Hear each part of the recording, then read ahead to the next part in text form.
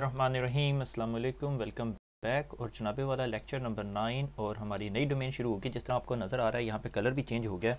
पहले हमारा orange colour था information security and risk management, अब हमने जो सा कलर ग्रीन कर दिया, ठीक है। और डोमेन 2 और लेक्चर नंबर 1 एसेट सिक्योरिटी। सो आज हम एसेट सिक्योरिटी की डोमेन शुरू करेंगे। ये इतनी बड़ी डोमेन नहीं है, मगर इंशाल्लाह हम लोग कवर कर लेंगे जल्दी, 8 लेक्चर नहीं लगेंगे। तो एसेट सिक्योरिटी की डोमेन, एसेट सिक्योरिटी की डोमेन के अंदर जो सा है क्लासिफिकेशन ऑफ इंफॉर्मेशन, जो हमारे एसेट्स हैं, ठीक है। अब एसेट क्या है कंपनी का? एसेट, अगर आप एक सॉफ्टवेयर डेवलपमेंट हाउस है तो आपका एसेट कोड है, आपका एम्प्लॉय आपका एसेट है। अगर आप शिपिंग कंपनी है तो आपके एसेट शिपिंग इंफॉर्मेशन है। अगर आप फार्मेसी हैं तो आपकी फार्मेसी इंफॉर्मेशन, और मेडिसन की इंफॉर्मेशन और मेडिसन आपका एसेट है। That depends. अगर आप एक आईएसपी हैं तो आपका एसेट डिफरेंट हो सकता है, ठीक है। तो आपके एसेट की सिक्योरिटी के से रिलेटेड है। अब उसके अंदर सबसे इंपॉर्टेंट चीज़ जो आजकल के दौर के अंदर है वो डाटा है, ठीक है। तो डाटा या डाटा जो सा है वो बहुत इंपॉर्टेंट चीज़ होती है, ठीक है। वो इंफॉर्मेशन है, एक ऐसी इंफॉर्मेशन जिसकी बेस पर आप कोई डिसीजन मेक कर सकें, या एक ऐसी इंफॉर्मेशन जिसके लीक होने से आपके कंपनी को कंप्रोमाइज़ हो सकता है, या एक ऐसी इंफॉर्मेशन जो किसी की पर्सनल इंफॉर्मेशन है और आपने रखी हुई है को प्रोसेसिंग के लिए, और वो आपके पास से लीक आउट हो जाए तो उसके क्या कॉन्सिक्वेंसेस हैं। तो हम क्लासिफिकेशन ऑफ डाटा देखेंगे, फिर डाटा की ऑनरशिप के बारे में बात करेंगे, फिर प्राइवेसी प्रोटेक्शन के बारे में, फिर इंश्योर अप्रोप्रिएट रिटेंशन, कि हमने अगर किसी का डाटा रखना है अपने पास तो हमने किस रूल के तहत कितना डाटा रखना है। फिर डाटा सिक्योरिटी के कंट्रोल्स, के अगर डाटा पड़ा हुआ है हमारे पास तो हमने उसके इर्द गिर्द कौन कौन से कंट्रोल्स लगाने हैं, ठीक है, मेजर्स इंप्लीमेंट करने हैं। ISO 27001 के अंदर हमने पढ़े थे 114 कंट्रोल्स मेरे ख्याल में। इस्टेब्लिश हैंडलिंग रिक्वायरमेंट्स, के अगर हम किसी चीज़ को, डाटा को एक जगह से दूसरी जगह लेके जा रहे हैं तो हमने उसकी हैंडलिंग रिक्वायरमेंट्स पूरी करनी है। से फॉर एग्जांपल, अगर आपने टेप पे बैकअप लिया तो उस बैकअप के ऊपर लेबल लगेगा, और वो बैकअप किसी फायर प्रोटेक्टेड जो सा है सेफ़ के अंदर होगा, और वो वहाँ से फिर आपका कोरियर सर्विसेज लेके जाएगा, वो point A two point B लेके जाएगा, या रास्ते में कहीं रुकेगा। सारी स्टोरी हो सकती है, ठीक है। कॉमन बॉडी ऑफ नॉलेज, ठीक है। तो classify information, determine and maintain the ownership, protect privacy, ensure appropriate retention, establish handling requirement and data security control. ये सारी चीज़ें हम लोगों ने इस डोमेन में पढ़नी है हमने, ठीक है। यानी मेन मकसद हमारा डाटा है, वो हमारा एसेट है, और उस चीज़ को हमने लेके चलना है, ठीक है। तो क्योंकि ये इंफॉर्मेशन सिक्योरिटी से रिलेटेड है, तो इंफॉर्मेशन सिक्योरिटी के अंदर सबसे important component is a data. कल को कंपनी कंप्रोमाइज़ हो जाती है, अपने एम्प्लॉयज़ का डाटा लीक आउट हो जाता है, पेरोल लीक आउट हो जाता है, ठीक है। ये स्नैपचैट जो सा फेसबुक का प्रोडक्ट था, अभी रिसेंटली, वेरी रिसेंटली एक बंदे ने फ़िशिंग ईमेल भेजी, ठीक है, टू द पेरोल, और वो ईमेल ऐसे लगती थी कि उसी कंपनी के CEO से आई। तो पेरोल के स्टाफ ने जिस तरह ही वो ईमेल रिसीव की तो वो समझी कि हमारा बॉस हमसे तमाम एम्प्लॉयज़ की इन्फॉर्मेशन मांग रहा है, और उसने वो तमाम इन्फॉर्मेशन रिप्लाई बैक कर दी। जब उसने रिप्लाई बैक की तो उसे पता चला कि थोड़ी देर बाद वो इन्फॉर्मेशन इंटरनेट पे पड़ी हुई है। कैसे पड़ी हुई है? क्योंकि उसने स्पेयर फिशिंग अटैक किया था, और यूज़र समझा कि CEO ने ये इन्फॉर्मेशन मांगी है। अगर CEO ने मांगी, उसने ओवर द ईमेल ट्रांसफ़र कर दी, ठीक है। एक्चुअली वो हैकर ने ईमेल स्पूफ करके ईमेल भेजी हुई थी, ठीक है। तो ये बहुत कॉमन है। अब वो डाटा जो सा है वो बहुत इंपॉर्टेंट था, वो तमाम एम्प्लॉयज़ की पेरोल इन्फॉर्मेशन थी, ठीक है। अब आपको अंदाज़ा है कि कितनी क्रिटिकल इन्फॉर्मेशन है। अच्छा, अब data management, determine and maintain the ownership, ठीक है। सबसे इंपॉर्टेंट डाटा मैनेजमेंट के अंदर सबसे इंपॉर्टेंट चीज़ है ओनरशिप, कि कौन सा बंदा ऑन करता है उस डाटा को, कौन सा बंदा रिस्पॉन्सिबिलिटी है।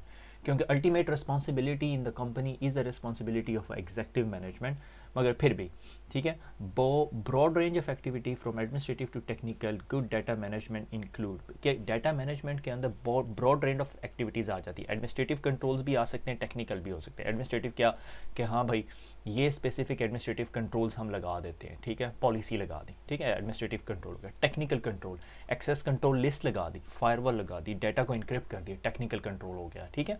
तो ये ब्रॉड रेंज ऑफ एक्टिविटीज़ हैं, ठीक है। डाटा मैनेजमेंट के अंदर ब्रॉड रेंज ऑफ एक्टिविटीज़ है। अब गुड डाटा मैनेजमेंट इंक्लूड है policy that define the strategic long term goal, कि लॉन्ग टर्म गोल हमारा क्या है, कि हमने अपने डाटा को सिक्योर रखना है, मेंटेन रखना है, उसका क्वालिटी एश्योरेंस करनी है, और उसको अपडेटेड भी रखना है, ठीक है। डिपेंडिंग कि कौन सी कंपनी से हम बात कर रहे हैं। अगर आप बैंक में हो तो update of a data is very important, recovery point objective is like a second, ठीक है, मिली सेकेंड्स, ठीक है। Clearly define the role and responsibility of those associated with the data, ठीक है, कि जो बंदा भी डाटा से डील कर रहा है तो रोल्स एंड रिस्पॉन्सिबिलिटी उसकी बहुत इंपॉर्टेंट होगी। बैंकिंग सेक्टर के अंदर मैं अपने दोस्त को कॉल करता हूँ, बैंक में काम करता है, यार मेरे चचा का जो सा बैंक बैलेंस तो बताना, तो ये डाटा को अब कंट्रोल कर रहा है और ये डाटा का फ्लो बहुत गलत होने लगा अगर उसने बैलेंस बता दिया। अब से कुछ अर्सा पहले ऐसे होता था, स्पेशली पाकिस्तान के अंदर ये होता था कि आप जाते थे और ले लेते थे। मैं खुद अक्सर अपनी अम्मी के अकाउंट की इन्फॉर्मेशन लेकर आता था जब मैं छोटा था।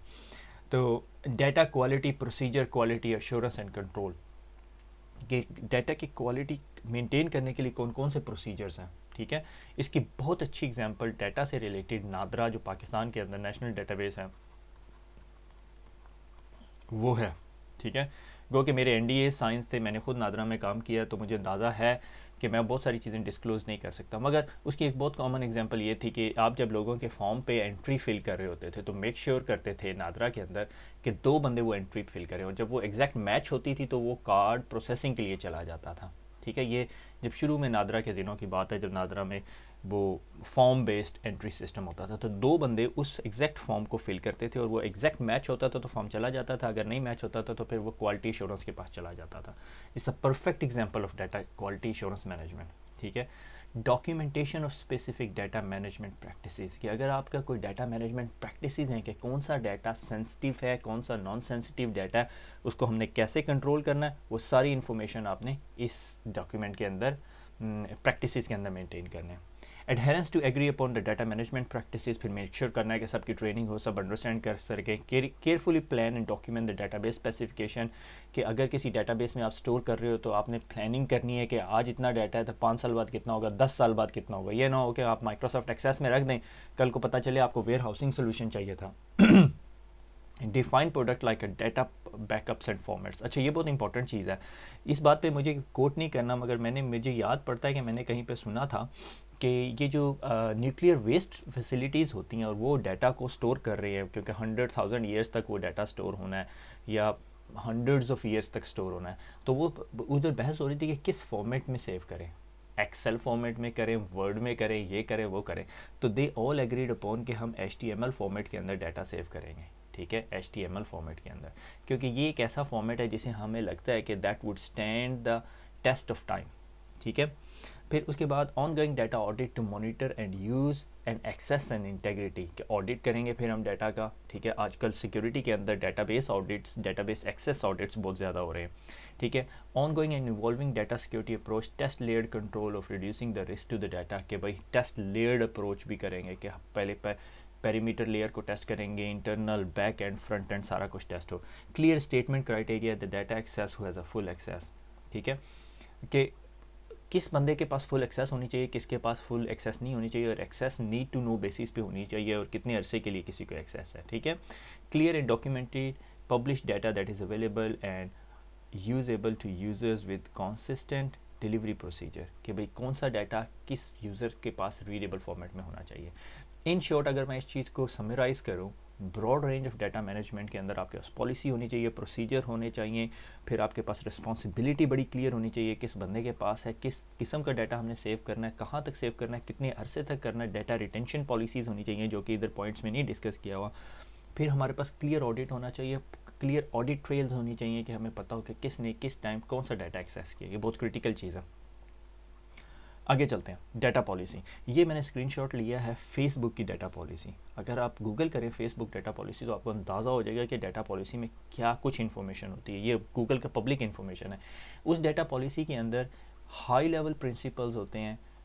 Establish a guideline framework for data management की गाइडलाइन होती है कि हमने डाटा जो हमने स्टोर किया हुआ अपने पास रखा हुआ तो उसे कैसे यूज़ करना है हमने, ठीक है। क्या हम उस डाटा को थर्ड पार्टी को शेयर कर सकते हैं? आपने अक्सर देखा होगा कि आप कोई चीज़ डाउनलोड करते हैं, आपको एक अजीब सी कंपनी से ईमेल आ जाती है क्योंकि आपने एक चेक बॉक्स सेलेक्ट नहीं किया होता, ठीक है। तो आजकल जो सा आप अपना इन्फॉर्मेशन जब एंटर कर रहे हैं ना कहीं पे, तो आपको बड़ा आजकल यूज़र बड़ा केयरफुल हो गया है, स्पेशली यूरोप के अंदर तो बहुत केयरफुल हो गया है कि जब अपनी इन्फॉर्मेशन एंटर कर रहा है तो उसके पास राइट्स बहुत ज़्यादा हो जाते हैं। जर्मनी में हाई लेवल राइट्स हैं, मगर बाकी मुल्कों के अंदर भी काफ़ी सारे हो गए हैं। डाटा प्राइवेसी एक्ट्स बड़ी स्पीड से इंट्रोड्यूस हो रहे हैं। तो फेसबुक की डाटा पॉलिसी आप अगर पढ़ेंगे तो आपको अंदाज़ा हो जाएगा डाटा पॉलिसी के अंदर क्या क्या इन्फॉर्मेशन है, कौन सा डाटा हम कलेक्ट करते हैं, क्यों कलेक्ट करते हैं, हम उस डाटा को किस मकसद के लिए यूज़ करते हैं। अगर किसी ने आपसे डाटा लिया आपको फ़्लाइट बुकिंग देने के लिए, वो अगर उस डाटा को किसी और मकसद के लिए यूज़ करेगा, मार्केटिंग पर्पज़ के लिए, या आपको फ्यूचर की वो स्लाइड्स डील्स भेजने के लिए, that is unfair until unless उसने आपको नीचे एक स्मॉल प्रिंट में लिख के दिया होगा। ठीक है, तो ये डाटा पॉलिसी होती है। अच्छा, अब सवाल ये पैदा होता है, being a information security professional, आपका यहाँ पे क्या काम है? आपका काम होता है कि आपने डाटा पॉलिसी बनवानी होती है, मगर आपने लीगल के साथ ज़रूर बैठना होता है, क्योंकि ये लीगल की राइटिंग डॉक्यूमेंट है, आपका नहीं है। आप उसमें सिर्फ information security point of view perspective add करोगे, मगर that depends upon the type of company which you are working in. Okay, data policies issues to be considered by the security practitioner who establish a data policy include। अच्छा, अब issues to be considered, जब आप security practitioner, आप Bing security practitioner जब data policy बनाने लगे, जिसमें अभी मैं पीछे बता रहा था कि आपने सिक्योरिटी प्रोफेशनल से बात करनी है, लीगल से बात करनी है, तो उसके दौरान आपने ये 3-4 पॉइंट्स भी ज़हन में रखने हैं। Number 1, to produce data and access to data. ठीक है, कि कितनी कॉस्ट होगी कि जब हम डाटा को प्रोड्यूस करेंगे और फिर उस पर एक्सेस भी देंगे। से फॉर एग्जांपल मेरे पास एक डाटा पड़ा हुआ है पेशेंट का मेडिकल रिकॉर्ड है। ठीक है, अब डॉक्टर्स को उसे एक्सेस देनी है। ठीक है, तो डॉक्टर क्या हर पेशेंट के एक्सेस देख सके या किस किस्म की एक्सेस देख सके? ठीक है, तो मैं कहता हूँ जी ये स्पेसिफिक जो डॉक्टर है इसके पास 50 पेशेंट है, ये 50 पेशेंट के अलावा किसी का डाटा ना एक्सेस कर सके। अब इसके लिए मुझे ज़ाहिर है कंट्रोल लगाने पड़ेंगे, थोड़े से डिज़ाइन चेंज करना पड़ेगा। अब ये सारी चीज़ें अगर मैंने करनी है तो मुझे कितनी कॉस्ट आएगी? ठीक है, ऑनरशिप एंड कस्टोडियनशिप। अच्छा, ये एक बड़ी डिबेटेबल चीज़ है और इसमें हम अब आगे बड़ी डिटेल में जाके डिस्कस करेंगे। हमारे पास 2 स्लाइड्स हैं। क्लियर डाटा ऑनरशिप, कि बड़ी क्लियर अंडरस्टैंडिंग होनी चाहिए कौन बंदा इस डाटा का ऑनरशिप है। If legal ownership is unclear कि लीगली कौन सा बंदा रिस्पॉन्सिबल है, फिर बहुत बड़ा रिस्क एग्जिस्ट कर सकता है। से फॉर एग्जांपल, इसकी एक एग्जांपल ये हो सकती है कि एक मैं कंपनी में काम करता था, उन लोगों ने आके एक सर्वर लगाया। ठीक है, वो एक दूसरे कंट्री से आए थे वो लोग, उन्होंने आके वहाँ पे सर्वर लगाया और वो सर्वर ना कुछ 6 या 7 महीने के बाद हैक हो गया। ठीक है, वो हैक की जब इन्वेस्टिगेशन की गई, फोरेंसिक रिपोर्ट फाइंड आउट हुई, तो हमें पता चला कि ये सर्वर जिस दिन इंस्टॉल किया गया था उससे 2 दिन के बाद ही हैक हो गया था, और वो living and breeding ground of the hackers था। हैकर्स अपने एक्सप्लॉइट उस पर रखते थे, दूसरी कंपनीज़ को हैक करते थे, तो फिर पता चलता था। जब हमने उस सर्वर को फाइंड आउट किया तो पता चला जी जो इन्वेंट्री लिस्ट थी एक छोटी मोटी सी, उससे पता चला जी ये तो फ़लाँ हमारी ही पेरेंट कंपनी के बंदे ने इंस्टॉल किया था। तो जब उससे बात की, उसने कहा जी मैं तो बना के इंस्टॉल करके तुम्हें रिस्पॉन्सिबल करके चला गया था, और हमारी साइड पे किसी को बंदे को पता ही नहीं था। ठीक है, तो ये ऑनरशिप एंड कस्टोडियनशिप बहुत इंपॉर्टेंट है। अच्छा, privacy what is private data? ठीक है, clear guideline are needed for the inclusion usage management storage. अच्छा, यानी कि आपके पास जो प्राइवेट डाटा है वो क्या है? क्या मेरा नाम प्राइवेट है? क्या मेरी डेट ऑफ बर्थ प्राइवेट है? क्या मेरे रिलीजियस बिलीफ प्राइवेट है? ओके, क्या ये चीज़ प्राइवेट है कि मैंने लास्ट वीक कितने पैसे स्पेंड किए हैं अपने कार्ड से? तो ये क्या क्या है प्राइवेट डाटा, क्या कंसिडर होता है और कंपनी उसे कैसे मेंटेन करेगी? ठीक है, और उसके बाद ये भी हो सकता है कि personal information in the data sets, के मेरी पर्सनल इन्फॉर्मेशन कहाँ पड़ी हुई है, क्योंकि यूरोपियन लेजिस्लेशन में डीपीए एक्ट के मुताबिक मैं किसी भी कंपनी के पास जाके उन्हें रिक्वेस्ट कर सकता हूँ कि भैया मुझे बताओ तुम्हारे पास मेरा इन्फॉर्मेशन पड़ी हुई है, अगर पड़ी हुई है तो क्या इन्फॉर्मेशन पड़ी हुई है। ठीक है, और राइट टू बी फॉरगॉटन भी है। राइट टू बी फॉरगॉटन यानी आप गूगल के कॉल करके कह सकते हो कि भाई मुझे ये गूगल की सर्च में आ रहा हूँ, मैं चाहता हूँ कि मैं ना आऊँ। ठीक है, लाइबिलिटी, अब लीगल इम्पैक्ट क्या होगा? अगर कोई मसला हो जाता है तो लीगल इम्पैक्ट क्या होगा? मिस यूज़ ऑफ डाटा हो गया या किसी का इनएक्यूरेट डाटा पड़ा हुआ है। ठीक है, तो इसीलिए बहुत इंपॉर्टेंट होता है कि आप लीगल की टीम को साथ बैठाएं। से फॉर एग्जांपल मैंने ईमेल भेजनी थी, ईमेल में बड़ी इंपॉर्टेंट इन्फॉर्मेशन थी, नीचे डिस्क्लेमर कोई नहीं था, मैंने भेज दी किसी और को, उसने उठा के पेस्ट बिन पे चढ़ा दी। ठीक है, तो अगर आपकी ईमेल के नीचे डिस्क्लेमर है तो you have some safety net. उसके बाद डाटा पॉलिसी के अंदर एक इंपॉर्टेंट चीज़ होती है सेंसिटिविटी, कि अगर कोई स्पेसिफिक डाटा, ठीक है, अगर वो रिलीज़ हो जाता है पब्लिक तो उसका इम्पैक्ट क्या होगा। ठीक है, ये आपको हर डाटा के अगेंस्ट करना पड़ेगा। जब हम डाटा लेबलिंग पढ़ेंगे हमें पता चलेगा। फिर उसके बाद आपको अंडरस्टैंडिंग होनी चाहिए कि लॉ एंड पॉलिसी रिक्वायरमेंट्स क्या है, कि जिस ओरिजिन या जिस रीजन के अंदर मेरी कंपनी ऑपरेट कर रही है उसकी लीगल रिक्वायरमेंट्स क्या है, उसकी लॉ आपसे क्या डिमांड कर रहा है। फिर policy and process, legal request for data and policy. फिर कि भाई अगर आप से कोई बंदा रिक्वेस्ट करता है कि भाई मुझे मेरा डाटा बताओ, तो आपके पास एक प्रोसेस होना चाहिए। से फॉर एग्जांपल आप फेसबुक को ईमेल करते हो, फेसबुक के पास प्रोसेस है कि आप फेसबुक को कहो मुझे बताओ कि मेरा कितना डाटा आपके पास पड़ा हुआ है, तो Facebook is legally bound to give it to you. पहले फेसबुक सीडी देती थी, अब मेरे ख्याल में जिप फाइल दे देती है। अगर आप में से किसी ने नहीं किया हो तो ज़रूर करके देखें, ठीक है। डाटा रिक्वेस्ट उसे कहते हैं। अच्छा, अब आ जाता है रोल्स एंड रिस्पॉन्सिबिलिटी, कि जो डाटा है अब पड़ा हुआ है उसकी मैनेजमेंट की रोल्स एंड रिस्पॉन्सिबिलिटी भी तो किसी के ज़िम्मे है ना, ठीक है। ये बहुत इंपॉर्टेंट है कि हर बंदे को पता होना चाहिए, क्लियरली अंडरस्टैंड करना चाहिए हर बंदे को कि उसके ज़िम्मे डाटा मैनेजमेंट है तो वो किस हद तक है, ठीक है। Clearly define role associated with the functions, कि हाँ भाई तुम डेटाबेस एडमिनिस्ट्रेटर हो, तुम्हारा काम है कि डेटाबेस को पैच करना, डेटाबेस का बैकअप करना, डेटाबेस को ऑपरेशनल रखना और उसके एक्सेस राइट्स मेंटेन करना, ठीक है। Establish data ownership through all phases of project. अब अगर आप कोई प्रोजेक्ट कर रहे हो तो आपके डाटा ओनरशिप के भाई ये जो डाटा है, ये जो हम स्टाफ से इकट्ठा कर रहे हैं या लोगों से सर्वे करवा रहे हैं, ये कलेक्ट होगा, ये यहाँ जाएगा और ये बंदा ऑनर है इस चीज़ का। Normally system administrator is never a ownership owner of a data, वो ऑनर ऑफ द डाटा नहीं होता, वो उस प्रोसेस का जो हेड होता है उसकी जिम्मेदारी होती है, ठीक है। डाटा अकाउंटेबिलिटी, कि अकाउंटेबिलिटी किसकी है, ठीक है। Ensure that adequate agreed upon data quality and meta data matrix are maintain on a continuous basis. अब ये भी मेंटेन करना है कि आपका डाटा जो सा है वो सही है, एक्यूरेट है, ठीक है। इसकी एक एग्जांपल ये होती है कि अगर आपके पास याहू का ईमेल एड्रेस है और याहू आपको ईमेल भेजती है कि यार प्लीज़ वेरीफाई करो कि आपकी ये इन्फॉर्मेशन एक्यूरेट है। अक्सर दफ़ा आप बैंकिंग एप्लीकेशंस में लॉगिन करते हैं तो वो वेरीफाई करते हैं कि आपका ये मोबाइल नंबर एक्यूरेट है, वो कीपिंग योर डाटा एक्टिव, ठीक है। कि भाई बंदे ने पुराना मोबाइल रखा हुआ था, वो पुराना मोबाइल किसी ने काबू कर लिया, वो अब बैंक को कॉल करता है, पासवर्ड रीसेट कर लेता है तो मसला हो जाता है। तो बैंक मेक श्योर करता है कि वो इन्फॉर्मेशन जो उसके पास पड़ी हुई है वो एक्यूरेट हो। इसकी बहुत सारी एग्जांपल्स हो सकती हैं, ठीक है। अच्छा, मुझे लग रहा है आप लोग सो गए हैं, तो यहाँ बेशक लेक्चर पॉज कर लें और उसके बाद बात करें, क्योंकि ये टॉपिक ऐसा सा है। मैं इंटरेस्टिंग स्लाइड मैंने आखिर में रखी हुई है, ठीक है। So information has a life. अब इन्फॉर्मेशन जो आपके पास पड़ी है, डाटा, इंटरचेंजेबली टर्म यूज़ हो रही है। इन्फॉर्मेशन या डाटा जो सी उसकी लाइफ है। इन्फॉर्मेशन क्रिएट होती है, इस्तेमाल होती है और फाइनली डिस्ट्रक्शन हो जाती है, डिस्ट्रॉय कर दी जाती है। अब मसला ये है कि हमारे पास बहुत सारी कंपनीज ऐसी हैं जो डिस्ट्रॉय नहीं करती डाटा, ये बहुत डेंजरस बात होती है, ठीक है। अब मसला ये है, अगर आप नादरा की एग्जांपल लेते हैं तो नादरा को डिस्ट्रॉय करने की ज़रूरत नहीं है, वो उसके सिटीज़न का डाटा है, ठीक है, गवर्नमेंट एंटिटीज़ के अंदर। मगर बहुत सारी जगहों पे आपको उस डाटा की ज़रूरत नहीं होती। से फॉर एग्जांपल मैंने मोबाइल का एक कॉन्ट्रैक्ट लिया है कंपनी के पास से, XYZ के पास से। अब 12 महीने के बाद उसको मेरा डाटा रखने की ज़रूरत है, या 24 महीने के बाद मेरा वो डाटा रखने की ज़रूरत है कि मैंने लास्ट मंथ कॉल किसको की थी। अनवांटेड डाटा है, बिजनेस नीड नहीं है उस कॉल को रखने की, ठीक है। तो आप एक्चुअली आइडियली उस कंपनी को डिस्ट्रॉय करना चाहिए, ठीक है।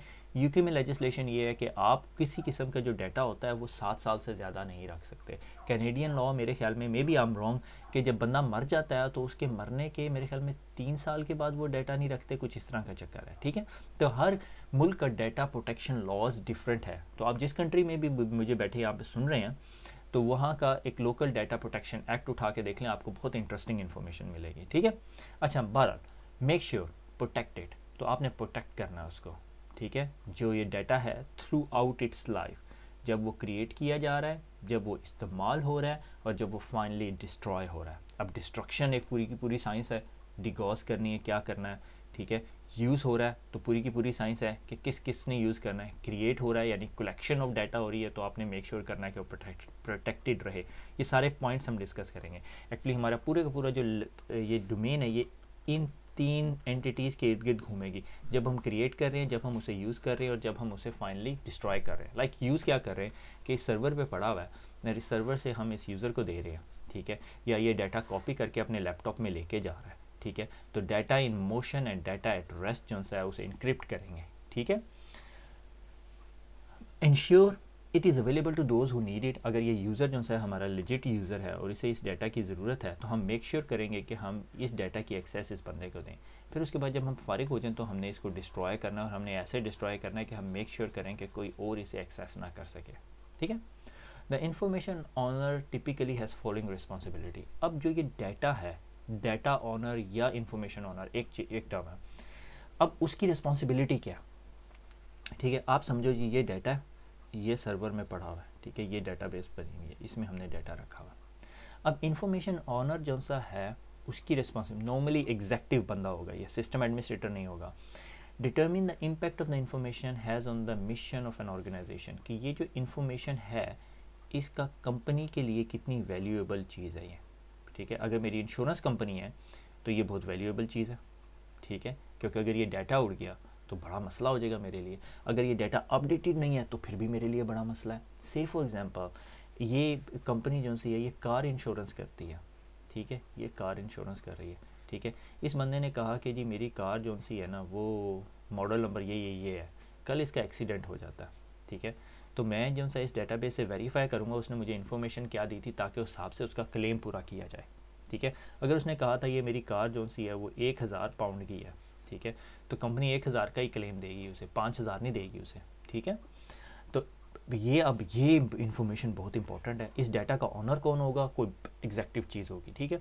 Understand the replacement cost of the information, खुदा ना खास्ता अगर इनकी ये डाटाबेस उड़ जाती है तो ये अपने तमाम इंश्योरेंस होल्डर्स को कांटेक्ट करेंगे। सबसे पहले वो कहाँ से लेंगे नहीं पता, और उसको फिर रिप्लेसमेंट कॉस्ट कितनी पड़ेगी, या बैकअप अगर रिस्टोर करना है तो उसको कितनी कॉस्ट पड़ेगी, ठीक है। Determine who is the organisation or outside has a need for it, कि अगर मैंने ये अंडर राइटर के साथ शेयर करना है या किसी और थर्ड पार्टी के साथ ये इन्फॉर्मेशन शेयर करनी है, ठीक है। लाइक यूके के अंदर जब कभी आप इंश्योरेंस लेते हैं तो आपको रोड ब्रेक डाउन कवर मिलता है, ठीक है। से फॉर एग्जांपल ए से मिल रहा है आपको रोड ब्रेक डाउन, तो उन्होंने आपकी इन्फॉर्मेशन ये थर्ड पार्टी के साथ शेयर करनी है, ठीक है। Determine who in the organisation, अच्छा, information and under which circumstances the information should be release. अब ये वाली इन्फॉर्मेशन हमने कब रिलीज़ करनी है, अगर फ्रॉड का कोई केस हो जाता है या कोई एक्सीडेंट हो जाता है और पुलिस हमसे इन्फॉर्मेशन मांगती है तो हमारा लीगल स्टैंड क्या है। नॉर्मली ये इन्फॉर्मेशन लीगल या पुलिस आके आपके सिस्टम एडमिनिस्ट्रेटर से नहीं मांगेगी, पुलिस कंपनी से मांगेगी। कंपनी का लीगल का जो स्टाफ है वो आपको परमिशन देगा कि आप वो रिलीज़ कर सकते हो या नहीं, ठीक है।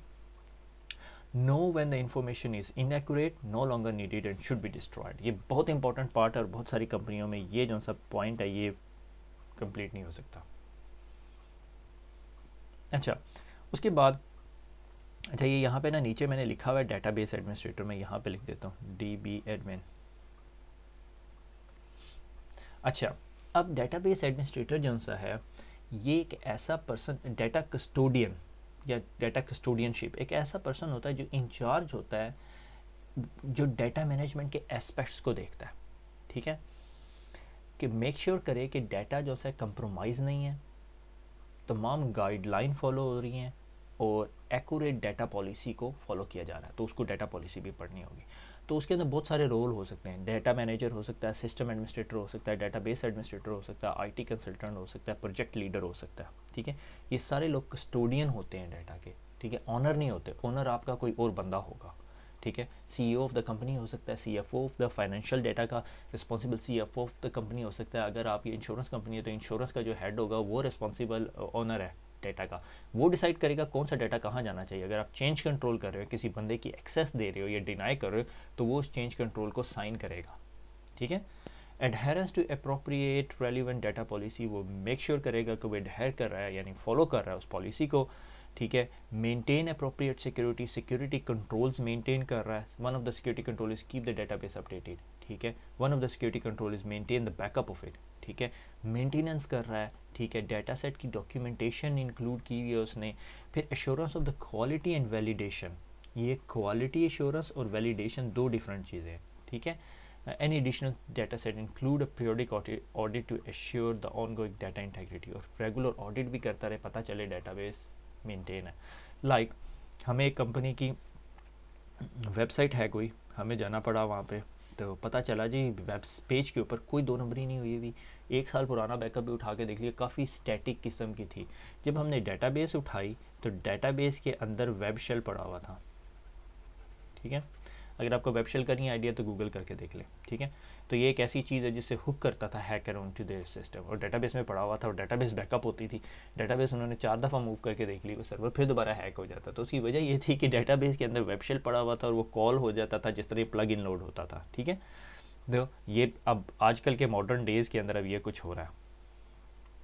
अच्छा, अब डाटा ऑनरशिप देख ली, डेटा कस्टोडियनशिप देख ली, अब data quality. Data quality is very important, ठीक है। अगर आपके पास क्वालिटी डेटा नहीं है तो फिर आपके लिए बड़ा मसला है। आपका अगर आपका बिजनेस उस डाटा के ऊपर बेस कर रहा है, ठीक है, जिस तरह वन ऑफ द पॉइंट वहाँ पे था कि आपको पता होना चाहिए कि आपके बिजनेस के लिए वो वैल्यू क्या है, ठीक है, तो आपके लिए ये बहुत इंपॉर्टेंट है। तो इसके अंदर अब आ जाता है data quality. Define as fit to use data, बड़ी अच्छी डेफिनेशन, बड़ी सिंपल, कि डाटा क्वालिटी यानी क्वालिटी ऑफ डाटा ये होता है कि जब फिट हो टू यूज़ द डाटा, ठीक है। से फॉर एग्जांपल अगर मैंने अपना मोबाइल नंबर अपने बैंक अकाउंट के साथ लिंक किया हुआ है, तो अगर मेरा मोबाइल नंबर चेंज नहीं हुआ है, एक्यूरेट है, तो फिट टू यूज़ डाटा है ना, वो मुझे सेकंड फैक्टर ऑथेंटिकेशन भेज सकता है मेरे मोबाइल पे।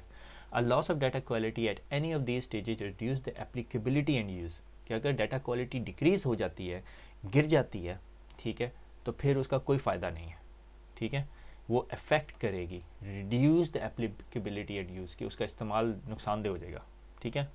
डाटा कैप्चरिंग, रिकॉर्ड कर रहे हो डाटा, उस टाइम को गलती कर दी, ठीक है, वो अक्सर फील्ड के अंदर डाटा एंटर कर रहे होते थे। वही दोबारा नादरा की एग्जांपल मैं चाहता हूँ तो हूँ ना करूँ, मगर ये पब्लिक इन्फॉर्मेशन है कि जब नादरा ने फॉर्म शुरू किए थे तो आप थंब प्रिंट लगाते थे। अब लोगों ने क्या किए थे, वो थंब इम्प्रेशन किसी काम का नहीं रहा, ठीक है, क्योंकि वो हर बंदे ने हर एक का थंब लगाया हुआ था इंक से, जब वो फॉर्म के ऊपर लगाते थे। जब बाद में सेंटर बन गए एनएसआरसी के सेंटर, फिर अब आपके पास एक्यूरेट इन्फॉर्मेशन आ गया, अब वो थंब प्रिंट इस्तेमाल हो सकता है for the tracking and observation और एनालिसिस, ठीक है ना। तो अगर कैप्चरिंग के दौरान ही डाटा गलत हो गया तो आपका नुकसान होगा, आपको फिर दोबारा रिकैप्चर करना पड़ेगा। डाटा मैनिपुलेशन, डिजिटाइजिंग कर रहे हो, ठीक है, कॉपी कर रहे हो, आइडेंटिफाइंग कर रहे हो, कलेक्शन कर रहे हो, डिजिटाइजिंग ऑफ डाटा, के भाई डाटा एंट्री कर रहे हो, डॉक्यूमेंट कर रहे हो, स्टोरेज कर रहे हो। तमाम प्रोसेसेस के दौरान जब आप डाटा कलेक्ट कर रहे हो, प्रोसेस कर रहे हो, सेव कर रहे हो, अपग्रेड कर रहे हो या मैनिपुलेट कर रहे हो, तो उस तमाम प्रोसेस के दौरान अगर कहीं भी डाटा ख़राब हो जाता है तो वो आपको इफ़ेक्ट करेगा डाटा क्वालिटी को। तो आप कहोगे यार इस डाटा की क्वालिटी इतनी अच्छी नहीं है। अच्छा, अब डाटा क्वालिटी के अंदर दो कॉन्सेप्ट हैं, एक क्वालिटी कंट्रोल है और क्वालिटी एश्योरेंस है, ठीक है। Quality control is an assessment of quality based on internal standard process and procedure, कि भाई आपने क्वालिटी कंट्रोल ये रखा कि एक जो फॉर्म है यूज़र का वो दो बंदे एंटर करेंगे और उसको फिर हम इलेक्ट्रॉनिकली कंपेयर करेंगे, अगर उसमें कोई भी फ़र्क नहीं है, इवन स्पेस बार का भी फ़र्क नहीं है, तो हम इसे एक्सेप्ट कर लेंगे, ठीक है। ये इंटरनल स्टैंडर्ड है, ठीक है। अब क्वालिटी इंश्योरेंस जो सी है is assessment of quality based on a standard external to the process. अब ये प्रोसेस से बाहर जो से आप क्वालिटी इंश्योरेंस कर रहे हो, ठीक है। पहले वो प्रोसेस के अंदर था, वो पार्ट ऑफ प्रोसेस था कि भाई जब भी हम ये फॉर्म का डाटा एंटर करेंगे तो दो बंदे एंटर करेंगे, ये पार्ट ऑफ प्रोसेस है। एश्योरेंस इज़ एक्सटर्नल प्रोसेस, ठीक है। वो क्या होता है क्वालिटी एश्योरेंस के, आप जो सा है एक्सटर्नली उसे रिव्यू करते हो एक्टिविटीज़ क्वालिटी कंट्रोल की, ठीक है, और ensure the final product meet the pre determined standard and quality, ठीक है। क्या क्वालिटी कंट्रोल ये हुआ कि हम लोगों ने मेक श्योर करना है कि दो बंदे डाटा एंटर कर रहे हैं, ये प्रोसेस बना दिया हम लोगों ने, और तीसरा बंदा जो सा उसे वो करेगा, ठीक है। क्वालिटी एश्योरेंस ये कि अगर वो दो बंदों के डाटा में कोई फ़र्क हुआ तो वो थर्ड एक प्रोसेस होगा, ठीक है, एक्सटर्नल है बिल्कुल, वो इसको देखेगा, हाँ भाई ये भी एंट्री हुई, ये भी एंट्री हुई, अच्छा इसने ये जो नंबर है 73621 इसने 73628 लिख दिया है, तो एक्चुअल फॉर्म में क्या है वो ये है, ठीक है। तो क्वालिटी कंट्रोल प्रोसेस होता है, क्वालिटी एश्योरेंस एक एक्सटर्नल प्रोसेस है, प्रोसेस एक्सटर्नल चीज़ है, ठीक है, जो रिव्यू करती है, ठीक है। अब मसला ये है कि यहाँ पर अब एक चीज़ आ जाती है जो रियल वर्ल्ड डायलेमा है कि no errors but the cost to attain 95 to 100% accuracy is very high, ठीक है। अब डिपेंड करता है आप कौन से बिजनेस में बैठे, अगर आप बैंक में बैठे हुए तो आपको 100% एक्यूरेट डाटा चाहिए, 99 इज़ प्रॉब्ली एक्सेप्टेबल, ठीक है। तो जब आपको 100% एक्यूरेट चाहिए, जो कि is not true for every business in the world, so दो फैक्टर आपने बिल्कुल जहन में रखने हैं, ठीक है। Frequency of incorrect data field और रिकॉर्ड, कि भाई कितनी फ्रीक्वेंटली आपके पास इनकरेक्ट डाटा आ रहा है, ठीक है। से फॉर एग्जांपल हॉस्पिटल्स के अंदर सबसे हम अक्सर स्टोरी सुनते हैं कि एक बंदे को B+ था और उसे जी B- ब्लड लगा दिया गया, ठीक है। तो ये एक क्रिटिकल चीज़ है यार, लाइफ थ्रेटनिंग है, एक बंदे की जान जा सकती है, ठीक है। ये बहुत क्रिटिकल चीज़ है और हमें 100% एक्यूरेट होनी चाहिए। तो उसके और कभी ये होता है कि लोग जो से हैं उनको एलर्जीज़ होती है डिफरेंट मेडिसिन से, ठीक है। तो जब भी वो हॉस्पिटल में एडमिट होते हैं तो उन्हें डिफरेंट किस्म का स्ट्रिप पहना दी जाती है हाथ के अंदर, और वो ऑरेंज या रेड कलर की होती है और उस पर उसकी एलर्जी लिखी होती है। जब डॉक्टर आता है तो वेरीफाई करता है, वो डाटा क्वालिटी पे डिपेंड करता है, ठीक है। अच्छा, अब significance of error with in the data field, कि अब अगर कोई एरर होता है डाटा फील्ड के अंदर तो उसका इम्पैक्ट कितना है, कितना सिग्निफिकेंस है।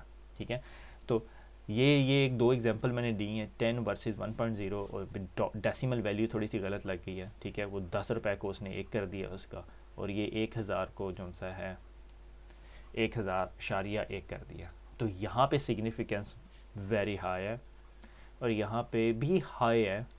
ठीक है, एक पी का डिफरेंस भी नहीं होना चाहिए अगर हम बैंकिंग सेक्टर्स की बात कर रहे हैं, मगर अगर हम मेजरमेंट की बात कर रहे हैं और हम डायमंड कटिंग नहीं कर रहे हैं तो 0.01 it doesn't make any cause any problems. ठीक है, फिर डाटा क्वालिटी के अंदर achieving the data quality, verification and validation, कि आप वेरीफाई करते हो फिर वैलिडेट करते हो। ठीक है, तो data verification is the process of evaluating the completeness, correctness, सारा कुछ वेरीफाई हो गया। ठीक है, कि आपने देखा कि डाटा कंप्लीट है, सही लिखा गया है, कंप्लाई हो रहा है, हमने तमाम रेगुलेशन के तहत किया। ठीक है, अब डाटा वेरिफिकेशन के बाद अगला स्टेप जो सा होता है वो डाटा वैलिडेशन होता है। ठीक है, वो क्या करता है, it involves evaluating verified data to determine if data quality goals have been achieved and the reason for any deviation. कि जो हमने वेरिफिकेशन प्रोसेस के बाद जो इतना डाटा कलेक्ट किया है, ठीक है, वो अब हम वैलिडेट कर रहे हैं कि वो डाटा सही है, वो सही तरीके से अचीव हुआ, वो गुड क्वालिटी डाटा है, और कोई डेविएशन तो नहीं हुई स्टैंडर्ड्स के अगेंस्ट। ये वैलिडेशन है। ठीक है, अच्छा, data matches the source data, कि डाटा जो हमने कलेक्ट किया है वो सोर्स डाटा से मैच कर रहा है। से फॉर एग्जांपल अगर मैं एक फॉर्म से या प्रेस्क्रिप्शन एंट्री, कुछ अर्सा पहले मुझे उस टाइम इतना क्लियर नहीं था कि ये प्रेस्क्रिप्शन की जो डाटा एंट्री के लिए लोगों को हायर करते थे हमारे थर्ड वर्ल्ड कंट्री से। ठीक है, check that the data make sense, और डाटा सेंस बना रहा है, जो डाटा कलेक्ट हुआ वो मेक सेंस बना कर रहा है, तो ये जो सा डाटा क्वालिटी के अंदर आ जाता है। ठीक है, तो एक चीज़ जो से क्वालिटी कंट्रोल, क्वालिटी एश्योरेंस आपको क्लियर होनी चाहिए, और एक वेरिफिकेशन और वैलिडेशन। वेरिफिकेशन ये कि आपका डाटा कंप्लीट है, करेक्ट है। ठीक है, वैलिडेट ये कि it involves the evaluation, evaluating a verified data, कि वेरीफाइड डाटा को अब मैं वैलिडेट कर रहा हूँ कि हाँ भाई ये ठीक है। ठीक है, एक वेरिफिकेशन होगी, दोबारा क्रॉस चेक कर लिया, वैलिडेट, हाँ भाई अप्रूव्ड है। ठीक है,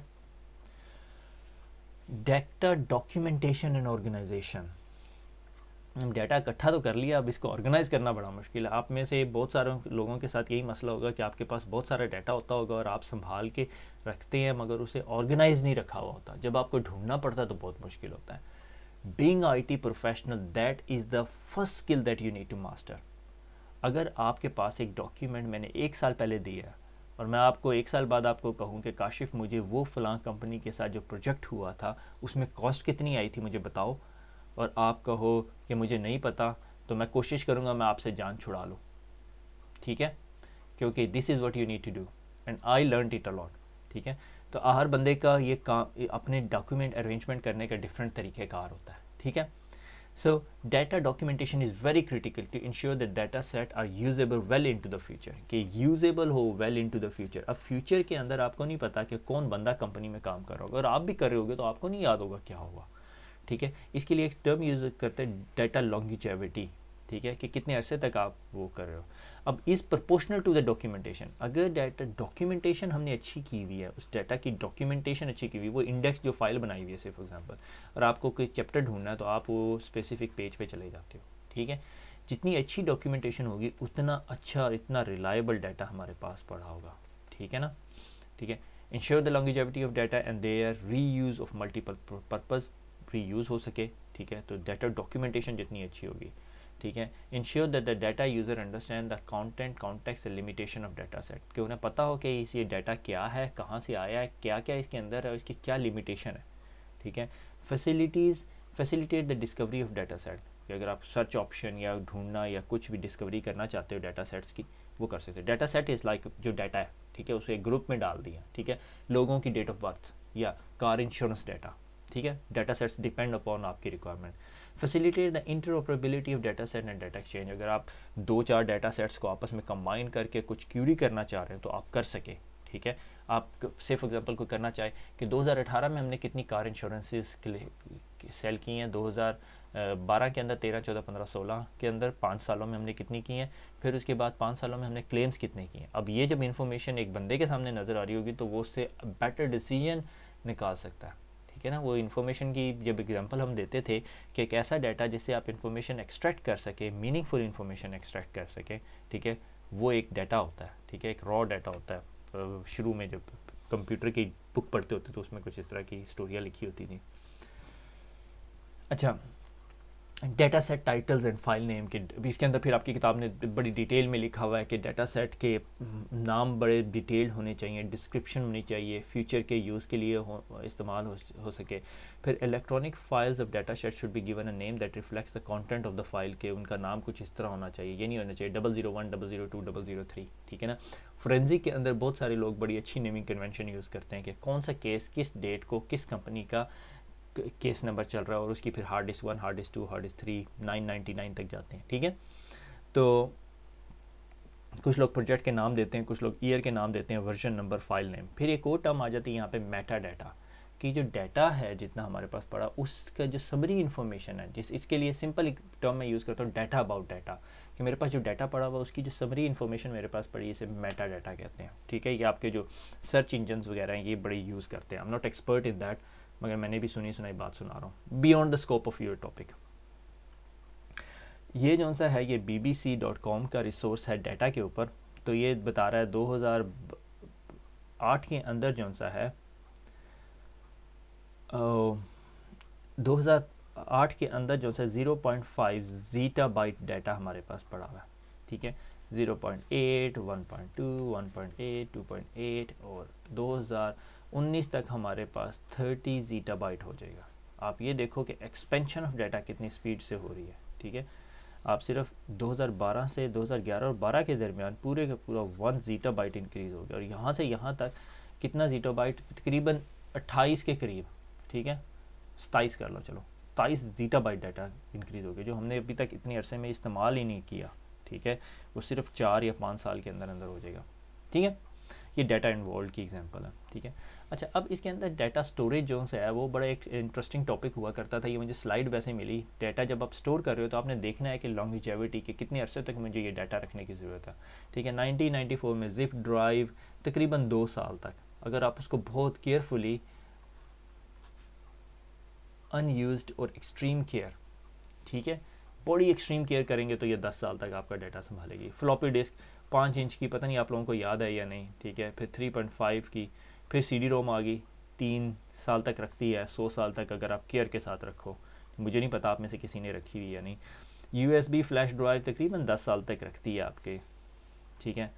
USB drive are often lost long before they have failed, ठीक है। बड़ा इंटरेस्टिंग फैक्ट इसमें लिखा हुआ है कि USB ड्राइव आपके फारिग हो जाती है, ठीक है। फिर 10 साल, फिर हार्ड डिस्क ड्राइव, फिर सॉलिड स्टेट ड्राइव जो है इस टाइम काफ़ी स्टेबल लग रही है, 50-55 साल तक आपका डाटा रखती हैं। अगर आप 30 साल के और आपने 50 साल के लिए डाटा रखा हुआ है तो it's a pretty good place to store, ठीक हो गया। तो ये हमें लेक्चर नंबर 9 के एंड पे ले आया। तो एसेट सिक्योरिटी के अंदर हमने data policy, roles responsibility, ownership, custodianship, data quality, data documentation and organisation पढ़ लिया। नेक्स्ट लेक्चर में हम बाकी टॉपिक पढ़ेंगे, ठीक है। खुश रहें, दुआओं में याद रखें, फिर मुलाकात होगी। अल्लाह हाफिज़।